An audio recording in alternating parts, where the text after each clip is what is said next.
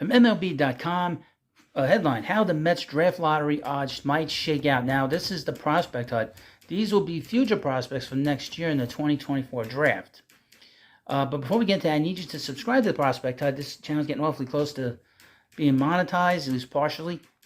And I need you to watch the entirety of the video. I do not give you any kind of commentary. I get information online, do articles and scouting reports, and I put it all here on this channel. So if you're a big Mets fan and you want to know what's going on in the Met farm system and where they stack up, hit that subscribe button right now. How the Mets finish this season will determine more than just their placement in the record books. It will also have a pronounced impact on their future. Because the Mets exceeded Major League Baseball's highest competitive balance tax threshold again this season, their first-round pick is at risk of dropping 10 spots in next year's draft.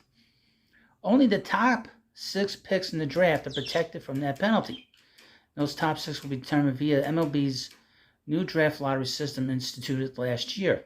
Simply put, close to the bottom of the league the Mets finish, the higher their chance at a top 6 pick. If the Mets don't get a top 6 selection, the penalty will ensure that they won't pick higher than 17th in the draft. That's not good. That sucks. That's a huge difference, both in terms of potential talent and slot money available to sign their selections. And through Monday's play, the Mets had the 8th worst record in the majors, 2 games better than the Nationals, who were 6th worst. Should the Mets get a lottery pick, their less valuable second highest selection would shift back to 10 places instead, a rule designed to penalize free-spending teams without devastating a non-contender's chance to rebuild. It's something team officials will watch with interest over the final week of the season.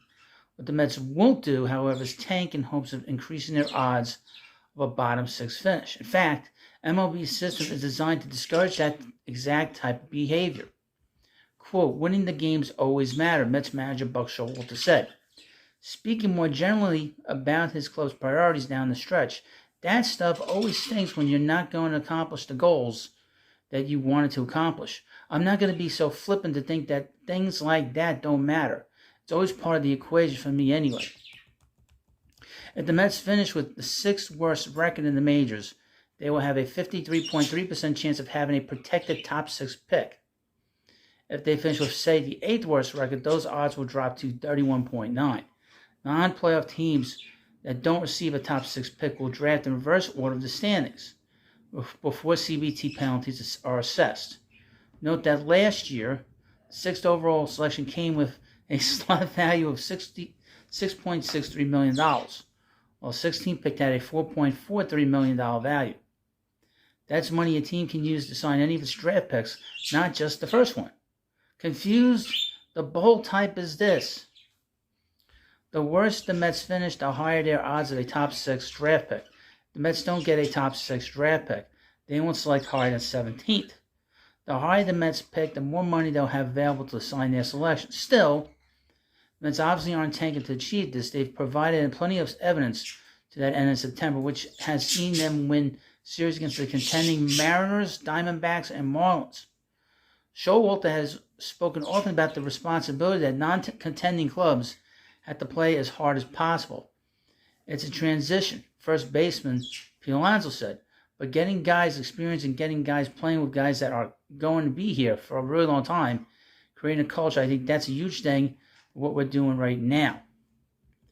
The article finishes, but should the Mets falter over the final week, they'll at least find a noteworthy consolation prize at the end of it.